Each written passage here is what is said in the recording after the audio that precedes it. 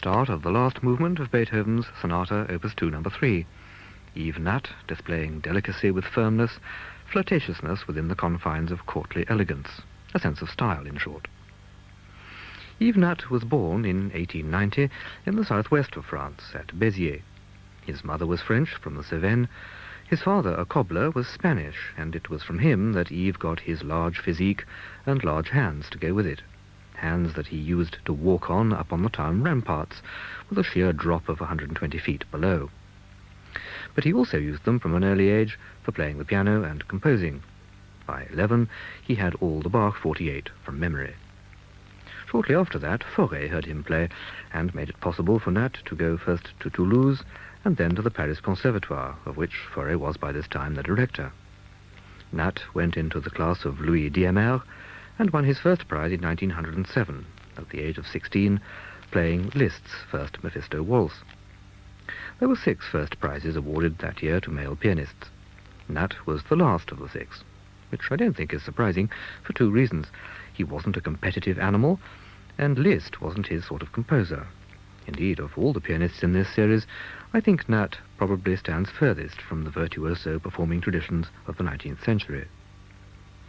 His playing career started eventfully when he went with Debussy on a visit to London. After that, he was tied for 25 years to the international treadmill, even more exhausting then than it is now, with boats taking a month to reach South America and Nat practicing in all weathers on his 2 pianos in the hold. After the war, his wife left him with 2 children to look after, and all in all, it's understandable that by his mid-40s he was exhausted. The turn in his fortunes came in 1934, when he was offered the post of piano professor at the Paris Conservatoire, vacated by Isidore Philippe. He retired from the concert platform and spent the last 22 years of his life teaching and recording. And that, more or less, is the external tally of Nat's life. No signal honours, no international prizes, few interviews. To this day, no books about him, though, to be fair, one prolific Parisian musical scribe did approach him about a biography and was firmly asked to leave. The doors of Nat's personality were closed to all except his second wife and a few friends and pupils, so as to keep the warmth in.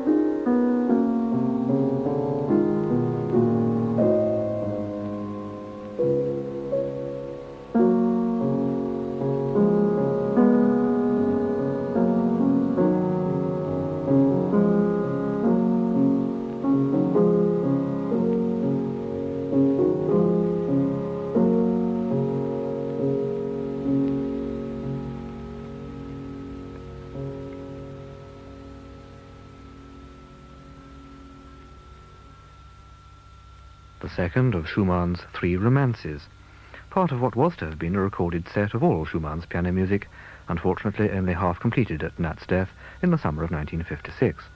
It's not so easy to find out what his earlier playing was like. 78s are hard to come by, and testimony is conflicting. Marcel Proust described his playing as so transparent, so filled with what he performs, that he disappears from view and is no more than a window giving on to the masterpiece. The critic Dominique Sordet complained in 1925 that Nat's powerful, terrifying personality interposes itself between composer and listener. Where Schumann writes forte, Monsieur Yves Nat translates it as fortissimo furioso. The discrepancy can maybe be explained by the ambience Nat was performing in. The bigger, the more formal the occasion, the more he suffered from nerves, and no doubt the louder he played. He himself used to tell the story of how once he was the soloist in Beethoven's C minor concerto, and as the orchestra was preparing the way for his first entry, he suddenly couldn't remember whether it was the Beethoven C minor or the Mozart C minor. Nat felt strongly that technique could never be viewed in isolation from the music it was designed to present, nor from the character of the individual performer. He would suggest fingerings, but never impose them. Not that he used to bother much with technique in his teaching. He had acquired his own when very young, and had had time to forget it, as it were. Which is not to say it had deserted him. One of his conservatoire pupils told me how one morning the discussion came round to Liszt's La Campanella, and Nat moved casually to the piano and played it note perfect from cold. The worst, he would say, if a pupil obviously hadn't been working at his technique, was, "Watch out, or I'll give you some Saint-Saëns as a punishment." The other reason for what might seem his broad-minded attitude to technique was that he'd had to forge his own, thanks to his very broad fingers. The middle fingers so broad they couldn't get between 2 black notes. From this came his highly individual fingering, with much reallocation of passages between the 2 hands and frequent use of the thumb. Nat's individual technique, and even more his individual isolationist temperament, meant that he didn't often find sympathetic conductors. He much preferred playing solo to playing concertos, even if it meant the whole burden of nervousness fell on his own shoulders. On the other hand, when teaching, he made constant reference to the science of the orchestra, and would even ask pupils to orchestrate pieces like Beethoven's Appassionata, so they could understand better what he was trying to get across.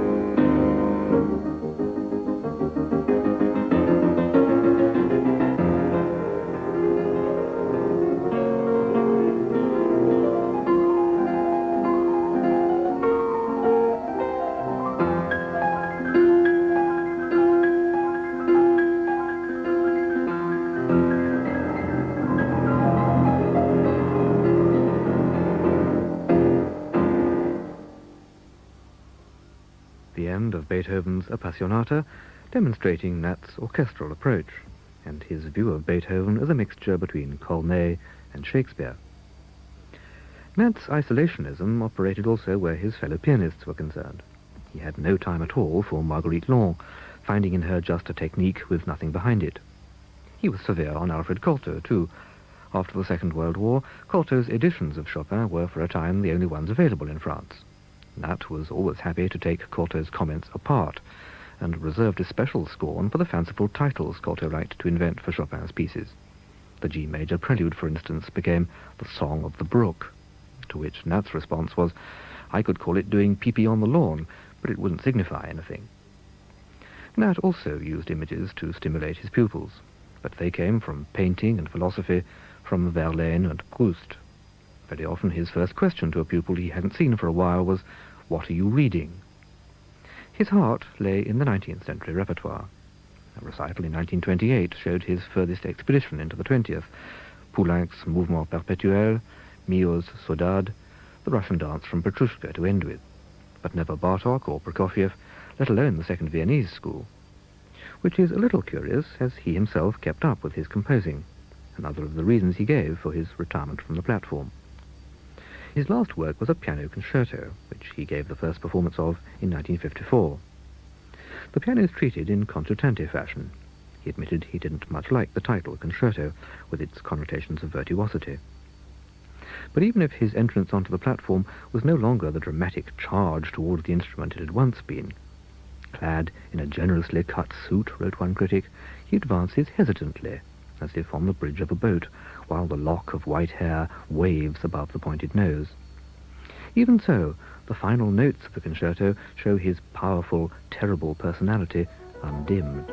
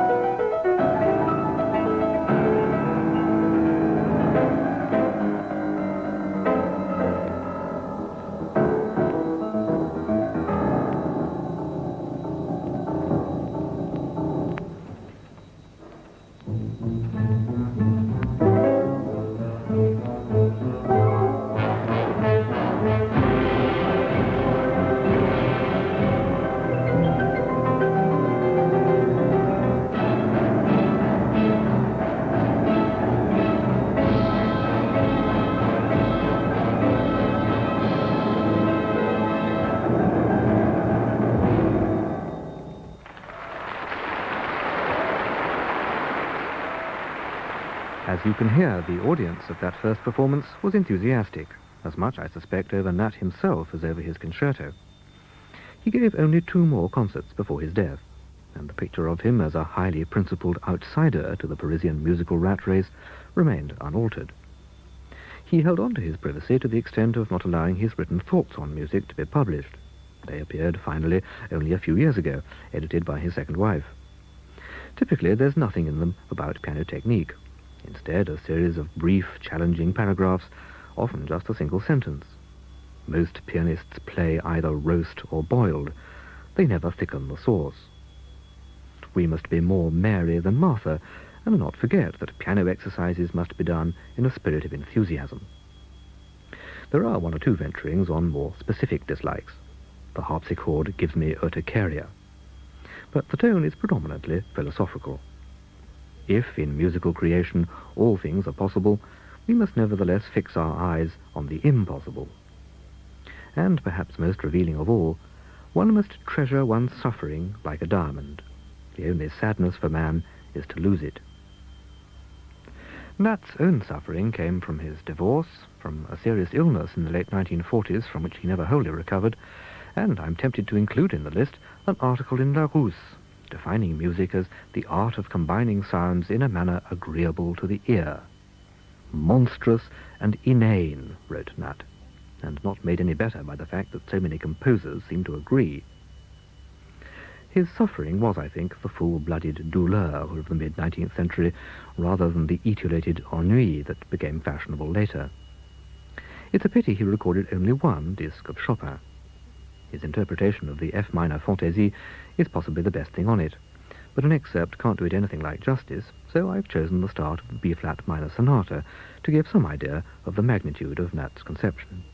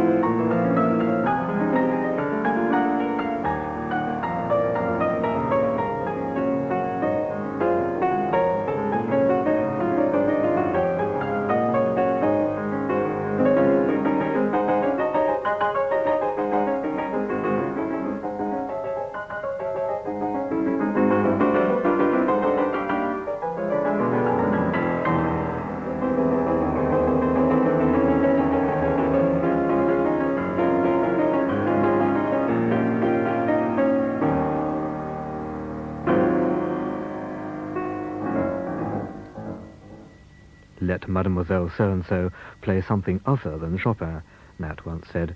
Chopin is not for virgins. Well, there's nothing virginal about that recording.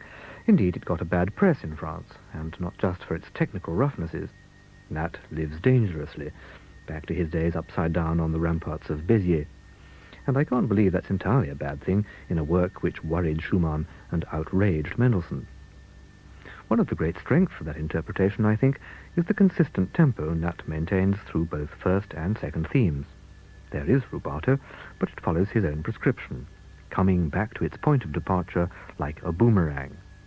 Unlike the rubato of some pianists, in whom, he said, rubato fills the void where emotion should be, like an actor pretending to cry behind his hand. Three qualities above all stand out, both in Nat's teaching and in his playing. I would call them relaxation, organization, and generosity. His tempi, by and large, were relaxed, and he always sat rather low at the keyboard, as he said, to reduce tension at the join between wrist and forearm. His performances were organized in advance. Years of preparatory thought were not to be lightly jettisoned for some fleeting and possibly false inspiration. And the generosity of his playing was simply a mirror to the generosity of the man, with whom a 1-hour lesson could stretch to 2 or 3 if he felt progress was being made, and to his all-embracing view of music as indivisible from life. One of his last students was cut off by his parents without a penny for announcing he wanted to make music his profession, and so had to make a living playing what pieces he knew in bars and nightclubs. Nat told the class, "He's the only real man among you," and gave his blessing to Jacques Lussier and his jazzed-up Bach. I think it was partly this grounding in real life that made Nat one of the finest French interpreters of Beethoven. Many would say the finest. just as he catches the hope and high spirits of early Beethoven and the passion and terrible power of the middle period works, so he brings to the last three sonatas philosophical depth and an involvement without anxiety. Through him, we hear these sonatas at his own valuation as the inexhaustible source of truth and love.